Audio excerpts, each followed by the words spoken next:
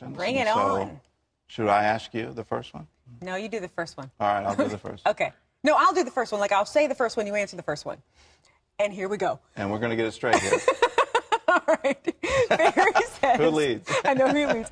Barry says, you talked about forgiveness, but what's the fine line between forgiveness and justice? A friend of mine was killed by a drunk driver. I can forgive the driver, but I still want to see his license being taken away. Does that mean that I haven't forgiven? Barry, absolutely not. I want to see his license taken away, too. One of the problems with drunk driving is that there's a root of alcoholism. And until the root of alcoholism is solved, the alcoholic doesn't belong on the road. And for all of our sakes, the license needs to be taken away. If it's manslaughter, justice requires there to be jail time. You know, there are consequences to acts, there are consequences to sin. Forgiveness doesn't mean you take away the consequences. Forgiveness means that you forgive and you set them free from your anger and your bitterness, but there still needs to be consequences for what they've done. Yeah. This one, I'm sitting here looking at the next one that's coming in, and I don't think I can answer this one, so I'm going to read this one again. Karen says... let me all right. Okay. I read that an 8-year-old girl was abducted, raped, and buried alive in a plastic bag. Where was God? She was only 8. Please help me understand this. That doesn't seem like a loving God. I don't see how he could let this happen. You know, there are some things in life, Gordon, that I don't understand myself. I will say this. A lot of times when things happen, people tend to blame God.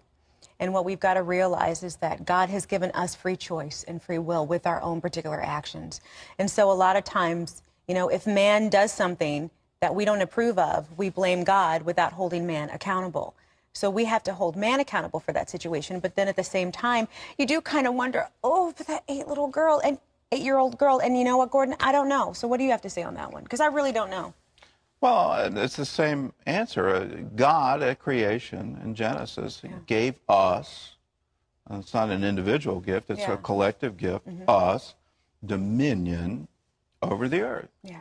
And then individually, he's given each one of us free will. And when God gives something, he doesn't take it back. Yeah. The gifts and the calling of God are without repentance. There was a point in time when God looked at man and he said, all they think about is violence. And he repented that he ever made us. And we got wiped out. He sent a flood. I said, I've got to start over.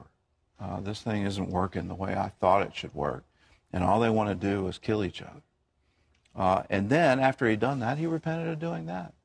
And he said, I'll never do that again. I'll never wipe them out again. So we have to take responsibility. You know, what happened to the man who did that to that 8-year-old? What was the cause and effect in his life? And it's not God's fault.